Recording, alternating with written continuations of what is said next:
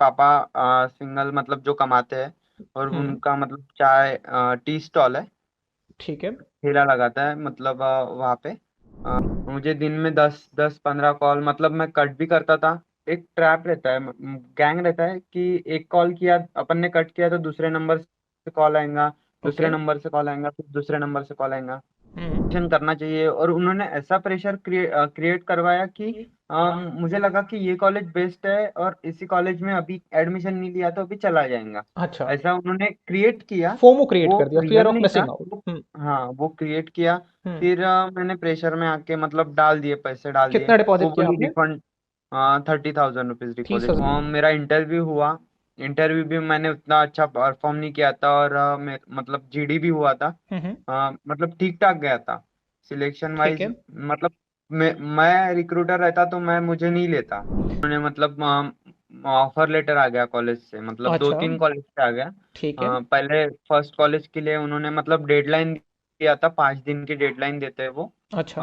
उस बीच उस वो 5 दिन की डेडलाइन में आपको मतलब वो तो कॉल करेंगे जिसने आपका फॉर्म फिल के दिया है। ठीक है। और ऐसे बाकी बहुत सारे लोग हैं जो कॉल करते रहेंगे कि आप अच्छा कॉलेज है, आप ये कॉलेज मत छोड़िए, आप ले लीजिए कॉलेज, इसको ले टीपी लीजिए कॉल कहते कॉलेज। हैं, थर्ड पार्टी कॉल कहते हैं इसको। नमस्कार, स्वागत है आपका कॉलेज रिव्यू अनफिल्टर्ड के एक नए एपिसोड में।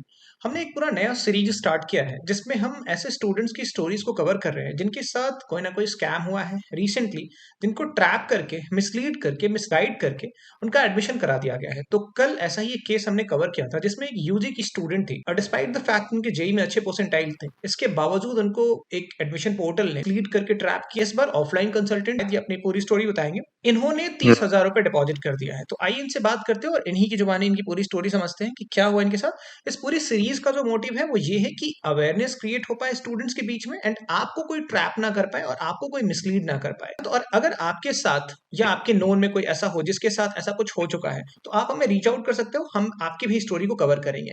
तो स्टार्ट करते हैं, ये हमारे सीरीज का दूसरा स्टोरी होने वाला है। क्या है आपकी स्टोरी, किस तरीके से आप ट्रैप में आए, ये जो एडमिशन कंसल्टेंट्स हैं उसके। सबसे पहले आप अपना बैकग्राउंड बता दो एक बार। Yes sir. मतलब मैं नागपुर से बिलोंग करता हूँ, ओके। और मैं बीकॉम ग्रेजुएट हूँ, ठीक है। मतलब ग्रेजुएशन में हूँ। अभी आप फाइनल ईयर में हो, राइट? हाँ यस सर, फाइनल ईयर ठीक है, में। ठीक है। मतलब मैं एक इवेंट पे गया था। ठीक है। उन्होंने इवेंट रखा था, और मेरे दोस्त ने मुझे बताया था कि वहाँ पे इवेंट है, मतलब जाना चाहिए। ठीक है। कंसल्टेंट मतलब बताते हैं कि क्या करना चाहिए, कौन सा कॉलेज लेना है, हम्म। ऐसा। तो मतलब मेरी इंफॉर्मेशन वहाँ वहाँ पे वो इवेंट पे चली गई, मतलब नंबर, ईमेल आईडी सब हम्म। कुछ। ठीक है। वहाँ पे मतलब फॉर्म फिल करवा के सब कुछ ले लिया था।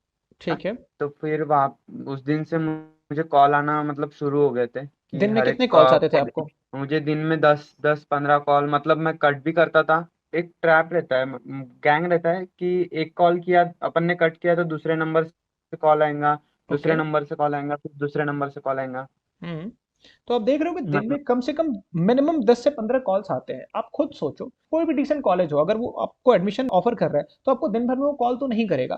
तो 15 कॉल्स आपके पास आते थे, फिर क्या हुआ? ये सर, 10 से 15 कॉल आने के बाद उन्होंने मुझे मेरे फॉर्म फिल करके दिए कॉलेजेस में, मतलब ओके। मैं नाम नहीं लूंगा। नहीं, जरूरी तीन चार जरूरत कॉलेज भी नहीं है, कॉलेजेस का नाम लेने की जरूरत नहीं है। 3-4 कॉलेज का मतलब फॉर्म फिल करके दिए फ्री में। Generally yes in sir. Colleges का जो फॉर्म होता है वो 1,000 से 1,500 रुपए के बीच बीच में आता है। तो हाँ, एक इनकी पंद्रह सौ लालच ये रुपये होती का। है कि ठीक है, आपका मैं फॉर्म फ्री में फिल कर दूंगा। ठीक है, फिर क्या हुआ आगे? यस, इन्होंने मेरे फॉर्म फिल करके दिए कि कूपन कोड है, फॉर्म फिल करके देते हैं हम आपके। हम्म। फॉर्म फिल करके दिए। फिर मेरा इंटरव्यू हुआ। इंटरव्यू भी मैंने उतना अच्छा परफॉर्म नहीं किया था, और मतलब जीडी भी हुआ था। हम्म। मतलब ठीक ठाक गया था सिलेक्शन ठीक वाइज। है। मतलब मैं रिक्रूटर रहता तो मैं मुझे नहीं लेता, अब ऐसा। यहाँ पे एक और चीज मैं क्लियर कर देता हूँ। ये जो जीडीपीआई होता है, जीडी होता है, जो पीआई होता है, ये बस नाम का होता है, दिखाने के लिए कि ठीक है, एक सीरियसनेस दिखाई जा सके कैंडिडेट और उसको, उसके पेरेंट्स के बीच में, उसकी फैमिली में, कि देखो हमारा रोबस्ट मैकेनिज्म है पूरा एडमिशन का। तो ये बस एक नाम का होता है। जैसे आपने सही बताया कि अगर आप रिक्रूटर होते तो आप नहीं लेते, राइट? आपको खुद ही समझ में Yes. आया कि किस तरीके का था वहां पे सीन।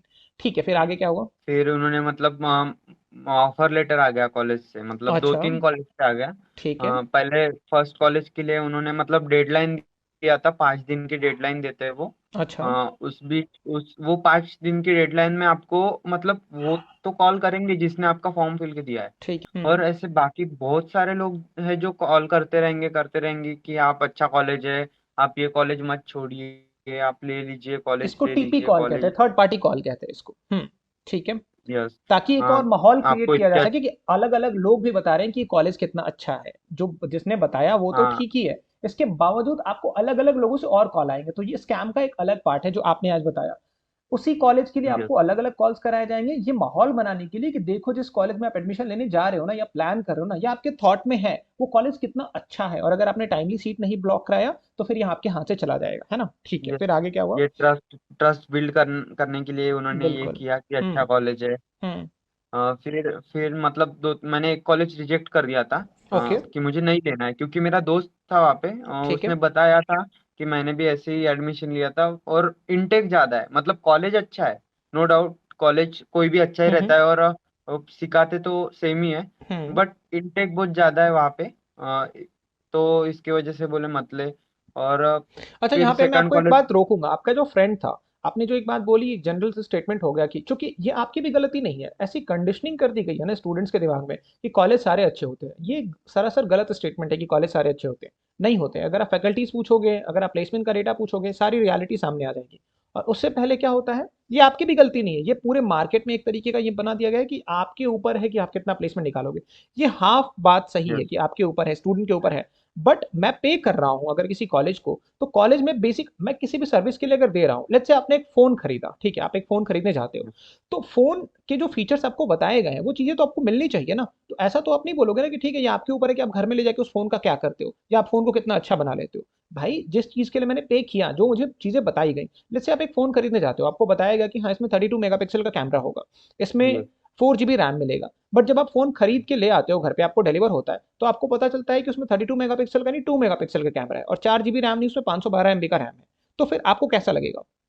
क्या इसमें आपकी ये गलती तो है? आपकी गलती तो नहीं है ना। आप तो खूब अच्छे से भी नहीं। चलाओगे तो भी आप जो फ़ोन का परफ़ॉर्मेंस है, वो तो वैसा ही रहेगा ना। कुल मिला के बात ये है कि जिस चीज़ के लिए आप पे कर रहे हो, या जो चीज़ें आपको पहले बताई गई, अगर आप अपने किसी भी फ्रेंड से पूछोगे ना, तो एडमिशन से पहले उस कॉलेज के बारे में बहुत सारी अच्छी चीज़ें बताई जाती हैं।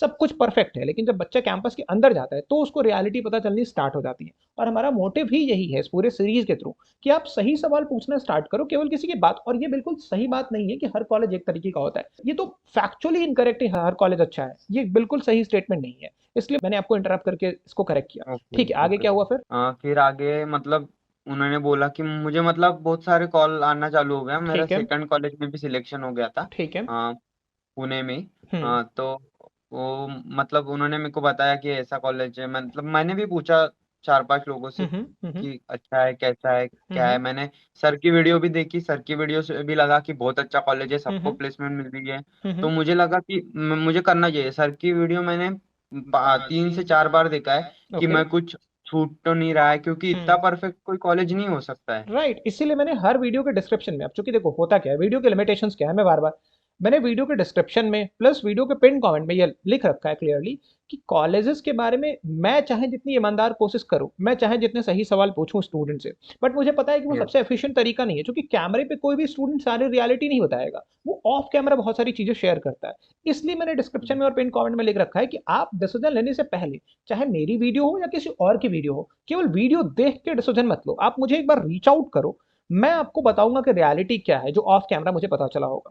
और मैं आपको सही तरीका बताऊंगा। केवल कॉलेज का फेस देख के या मेरी बातों को सुन के या किसी और की बातों को सुन के आपको डिसीजन नहीं लेना है, आपको डेटा के बेसिस पे डिसीजन लेना है। ठीक है, मतलब आगे क्या हुआ फिर आपके साथ? आ, फिर मुझे लगा कि मुझे एडमिशन करना चाहिए, और उन्होंने ऐसा प्रेशर क्रिएट करवाया कि मुझे लगा कि ये कॉलेज बेस्ट है, और इसी कॉलेज में अभी एडमिशन नहीं लिया तो अभी चला जाएगा। अच्छा। ऐसा उन्होंने क्रिएट किया। फोमो क्रिएट वो कर दिया, फियर रियल ऑफ नहीं था मिसिंग आउट। वो। हाँ, वो क्रिएट किया। हम्म। फिर मैंने प्रेशर में आके मतलब डाल दिए, पैसे डाल दिए। कितना वो डिपॉजिट किया बोली आपने? रिफंड।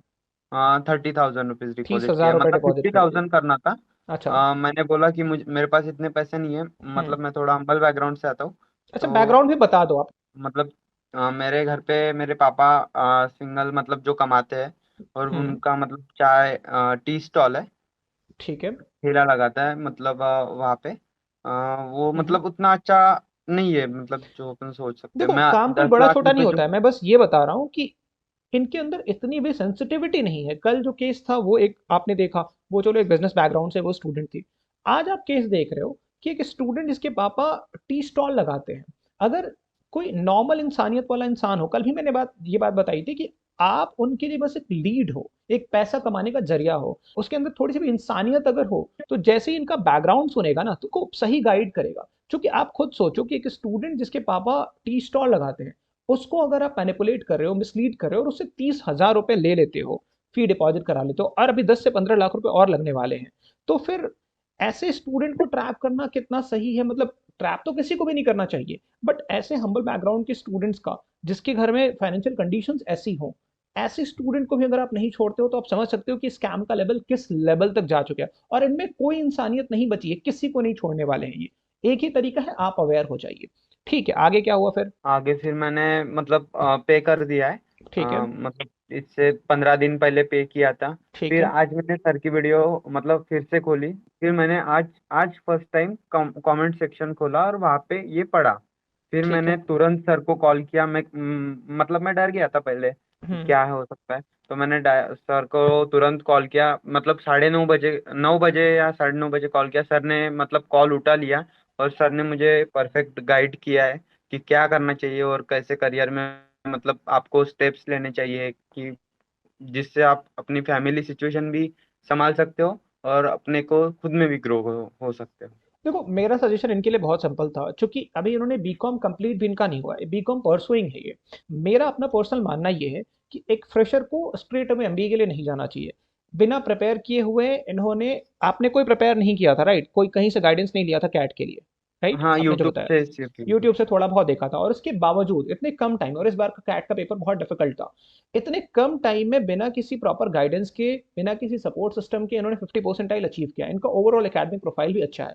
मैंने इनको रिकमेंड ये किया कि आप एक काम करो कि आप एक बार फुल टाइम प्रिपेयर करो कैट के लिए, बेस्ट शॉट दो अपना। क्योंकि मुझे ऐसा लगा इनका प्रोफाइल देख के कि ये कर सकते हैं कैट क्लियर आराम से। और वैसे भी एक फ्रेशर को, मेरा अपना ओपिनियन ये है कि आपको थोड़ा बहुत एक्सपीरियंस ले लेना चाहिए, उसके बाद आप एमबीए पीजीडीएम करो, तो आपके लिए वो ज्यादा मीनिंगफुल होगा, आप रिलेट कर पाओगे जो चीजें आपको क्लास में पढ़ाई जाएंगी। मीन वाइल अगर ये 1 साल तक जॉब कर लेते हैं तो थोड़ा सा फाइनेंशियली अप फंड कर पाएंगे अपने एमबीए को। और एक बार उससे भी बेहतर ये होगा कि एक तो रियल लाइफ एक्सपीरियंस इनको मिल जाएगा, ये कैट के लिए फुल टाइम प्रिपेयर कर पाएंगे। तो जो टीयर 1 कॉलेजेस हैं, जो आज इनको नहीं मिल पा रहे हैं और इनको मिसलीड किया जा रहा है, वो टीयर 1 कॉलेजेस को टारगेट कर पाएंगे। इसलिए मैंने आपको ये सजेशन दिया, क्योंकि मेरा काम सजेशन देना है, एक्सेप्ट करना डिनाई करना, जो अल्टीमेट डिसीजन है वो ये लेंगे। ठीक है। इसके बाद मैंने इनको आई एम बैंगलोर के कुछ सर्टिफिकेशन है जो फ्री ऑफ कॉस्ट, इनके बारे में कोई आपको नहीं, किसी ने बताया आपको? जो आई एम बैंगलोर का सर्टिफिकेशन मैंने आपको बताया, इसके बारे में इतने कॉल्स आए आपको, आज तक किसी ने बताया था आपको ये? No sir. तो ये चीजें कोई नहीं बताएगा, क्योंकि इससे किसी को कुछ बेनिफिट नहीं मिलने वाला है। अगेन, इतने कॉल्स इनको क्यों आए? क्योंकि एक एडमिशन का 70 से 80 हजार रुपए, 1-1 लाख रुपए, 1.5-1.5 लाख रुपए मिलता है एमबीए पीजीडीएम का।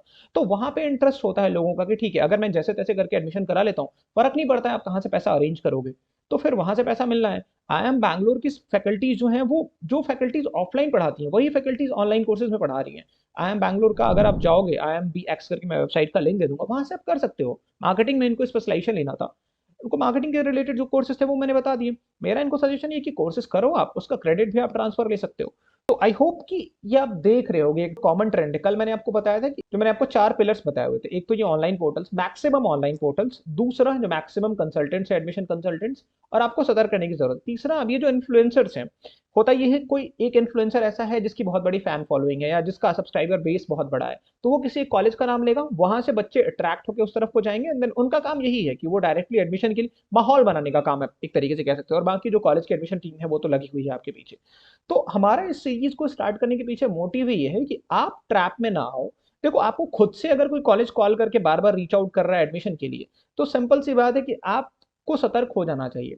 और अगेन, बार बार मैं एक ही बात आपको रिआइटरेट कर रहा हूं, जब भी किसी कॉलेज को फाइनलाइज करने जाओ एडमिशन देने से पहले, तो 4-5 चीजें आप बेसिकली पूछो ही पूछो। एक तो फैकल्टीज की कंप्लीट डिटेल्स लो आप उनसे, कि उनके पास वर्क एक्सपीरियंस है या नहीं है, कॉर्पोरेट में काम किया है कि नहीं किया है, हाईएस्ट क्वालिफिकेशन क्या है, प्लेसमेंट का कंप्लीट डिटेल मांगो आप। लेट्स से कि 2021-23 बैच अभी कंप्लीटली प्लेस्ड हो गया होगा, तो आप उनसे पूछो कि पूरे बैच का आप मुझे डेटा दो, जिसमें कि आप उनसे ये पूछो कि स्टूडेंट का नाम उसमें होना चाहिए, बच्चे को क्या प्रोफाइल मिला ये होना चाहिए उसमें। इसके बाद उसको क्या सीटीसी ऑफर हुआ ये पता होनी चाहिए, किस ऑर्गेनाइजेशन में प्लेसमेंट मिला ये पता होना चाहिए। उसके बाद आप उनसे एक लेवल पे और क्वेश्चन पूछ सकते हो कि आपने इंडस्ट्री के डिमांड को ध्यान में रखते हुए अपने करिकुलम को किस तरीके से अपग्रेड किया हुआ है। बेसिकली ये 3 सवाल भी अगर आप पूछते हो ना, वैसे तो हमने एक पूरा लिस्ट बनाया हुआ है 15-16 सवालों का, अगर आप हमारी वीडियोस को देखते हो तो आपको पता होगा। बट अगर आप ये 3 बेसिक सवाल भी पूछते हो तो आप देखोगे कि 99.99% जो कॉलेजेस आपको रीच आउट कर रहे हैं इसके जवाब आपको नहीं देंगे। जो कॉलेज आपको इसका जवाब देता है डॉक्यूमेंटेड फॉर्म में, आप उसको कंपेयर करो एंड देन फिर आप कंसिडर कर सकते हो उसको।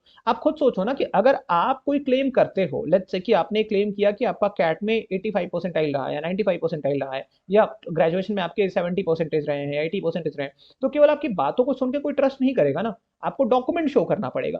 तो सेम अगर कोई कॉलेज, जबकि ये जग जाहिर है कि कॉलेज मैनिपुलेट करते हैं, मिसलीड करते हैं, इन्फ्लेटेड डेटा शेयर करते हैं, तो आप भी डॉक्यूमेंटेड फॉर्मेट में मांगो। मैंने कम से कम 10 बच्चों को बोला है ये डॉक्यूमेंटेड फॉर्मेट में शेयर कर, और जिस भी बच्चे ने कॉलेज से मांगा ये डॉक्यूमेंट, उसको एक ही बात बताई गई कि हमारे पास ऐसा कोई डेटा नहीं है। तो जब आपके पास डेटा ही नहीं है तो आप मीडियम प्लेसमेंट निकालते कैसे हो, आप एवरेज प्लेसमेंट निकालते कैसे हो? किसी कॉलेज ने अभी तक शेयर नहीं किया है डेटा, किसी भी कॉलेज ने। एक लाइन में कह देते हैं, आप सोशल मीडिया पे जाके देख लो हमारे, मतलब हंसी आती है सुन के उनके रिस्पॉन्सेज को। अभी ये सीरीज कंटिन्यूड रहेगी। अगर आपके साथ भी ऐसा कुछ हुआ है इंसिडेंट, तो आप बिल्कुल हमें रीच आउट करिए, हम आपकी भी स्टोरी को कवर करेंगे। देखो, एक कोलैबोरेटिव एफर्ट से ही चेंज हम ले आ सकते हैं। मैं जितना कर सकती, मेरी टीम जितना कर सकती है, हम कर रहे हैं। बट अगर आप अवेयर नहीं होंगे तब तक हम चेंज नहीं ले आ पाएंगे। और मेरा ये मानना है कि क्वालिटी एजुकेशन फॉर ऑल ये राइट है हर एक स्टूडेंट का। जैसे इन्होंने अभी जो बात बोली कि कॉलेज है तो सब अच्छा ही होगा, अभी ऐसा नहीं है। होना यही चाहिए आइडियली कि अगर कोई कॉलेज फंक्शनल है तो वहां आपको क्वालिटी एजुकेशन मिलनी चाहिए। बट ऐसा नहीं है अनफॉर्चुनेटली आज के दिन पे अगर देखा जाए तो थैंक यू सो मच आपका, आज आपने हमें ज्वाइन किया, आपने अपनी स्टोरी बताई। होप बहुत सारे स्टूडेंट्स को हेल्प मिल जाएगी, क्योंकि अभी एमबीए पीजीडीएम का ट्रैप जो है वो बहुत जोर शोर से बिछाया जा रहा है, बहुत सारे स्टूडेंट्स ट्रैप में आ रहे हैं। तो थैंक यू सो मच, आपने अपना टाइम निकाला। और अभी 11 बज रहा है और इसके बावजूद आपने 11 बजे रात को टाइम निकाला, एंड देन आपकी रिस्पॉन्सिबिलिटी आपने फील की कि नहीं, जो मेरे साथ हुआ मैं बाकियों के साथ शेयर करूं। ऐसे ही आपको भी रिस्पॉन्सिबिलिटी लेनी पड़ेगी, एंड तभी हम चेंज ले आ सकते हैं। तो थैंक यू वंस अगेन। आप थैंक टच में रहेंगे, अगर कोई भी हेल्प की जरूरत पड़ती है मुझसे, मेरी टीम से, तो आप बिल्कुल रीच आउट कर सकते हो। Thank you so much.